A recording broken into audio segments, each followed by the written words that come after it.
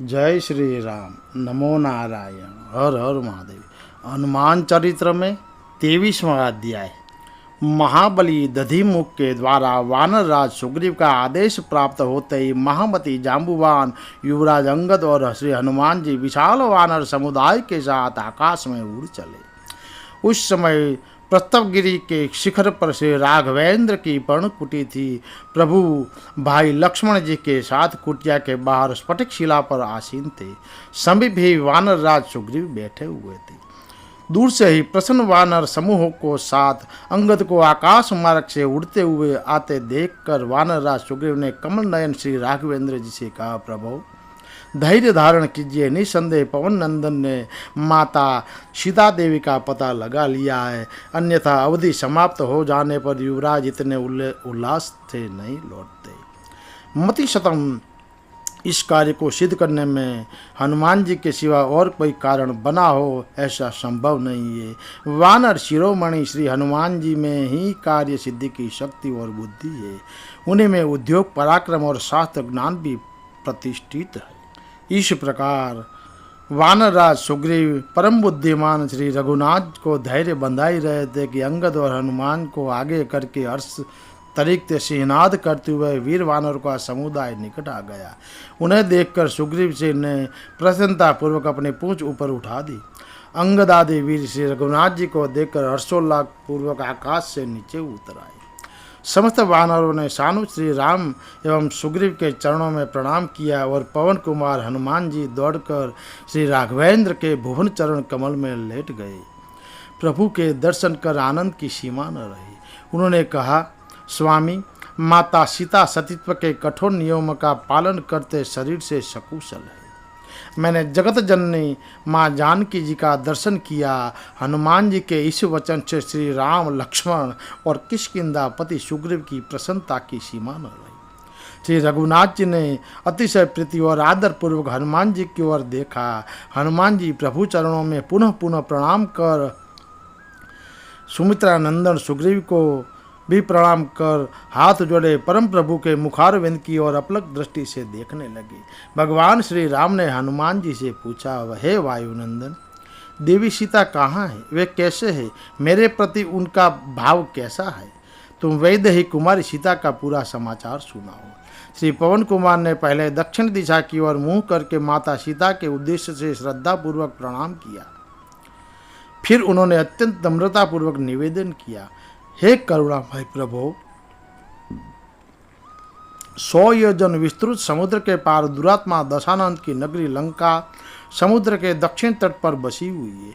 उस राक्षसपुरी में मैंने माता सीता को अशोक वाटिका में अशोक तरु के नीचे अत्यंत व्यथित अवस्था में आपका निरंतर स्मरण करते हुए देखा।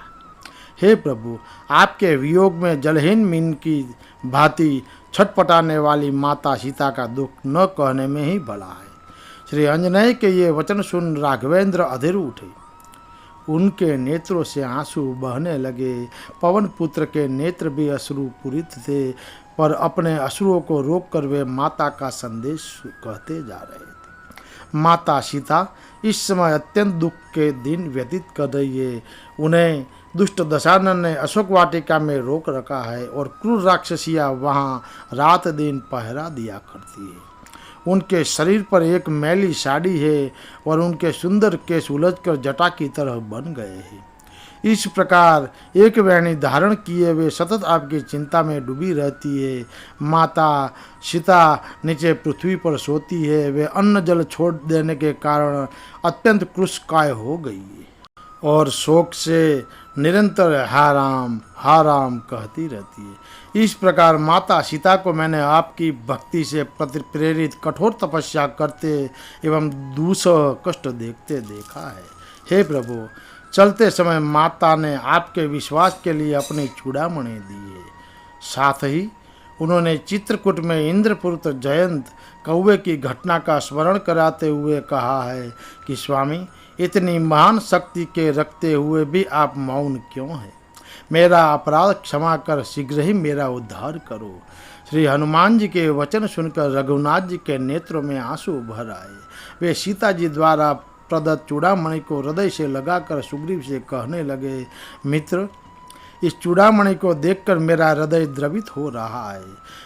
यह सूर्य पूजित मणि जल से प्रकट हुई थी और किसी यज्ञ में संतुष्ट होकर सुरेंद्र ने इसे मेरे ससुर राजा जनक को दिया था। इस मणि रत्न को उन्होंने विवाह के अवसर पर सीता को दिया, जो सदा मेरी प्रिया सीता के सीमंत पर सुशोभित होती रहती थी। श्री पवन कुमार के द्वारा अपनी प्राण प्रिया सीता का समाचार पाकर प्रभु ने अत्यंत प्रसन्नता से कहा, हनुमान, तुमने जो कार्य किया है वह देवताओं के लिए भी दुष्कर है। मैं नहीं जानता कि इसके बदले तुम्हारा क्या उपकार करूं। हे पुत्र, मैंने मन में खूब विचार करके देख लिया कि मैं तुमसे उऋण नहीं हो सकता, तथापि लो, मैं अभी तुम्हें अपना सर्वस्व सौंपता हूँ। सुनु कपितो ही समान उपकारी, नहीं कोई सुरु नर मुनु तरुणारी। प्रति उपकार करोता का तोरा, सन्मुख होई न सकत मन मोरा। सुनु सुत तो ही उरिन में नाहि, देखहूँ करी विचार मन माहि। इतना कहकर करुणावतार परम प्रभु ने श्री राम ने पवित्र आत्मा हनुमान जी को अपनी दोनों भुजाओं में खींचकर अपने हृदय से लगाते हुए संसार में मुझ परमात्मा का आलिंगन मिल गया। मिलना अत्यंत दुर्लभ है। हे वानर श्रेष्ठ, तुम्हें यह सौभाग्य प्राप्त हुआ है, अतः तुम मेरे परम भक्त और प्रिय हो। परिम वो ही मैं लोक के दुर्लभ परमात्मनम, अतस्त्व मम भक्तोंसी प्रियोंचोची हरिपुंगव। भगवान श्री राम के अनन्य भक्त श्री महादेव आत्मज की कामना पूर्ति हुई। उनके वानर शरीर धारण का उद्देश्य पूरा हो गया। वे आनंद मग्न होकर प्रभु के चरण कमलों पर गिर पड़े।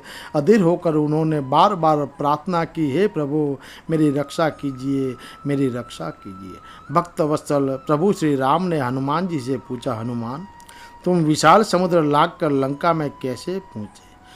वहाँ तुम देवी सीता से कैसे मिले और उन्होंने क्या कहा?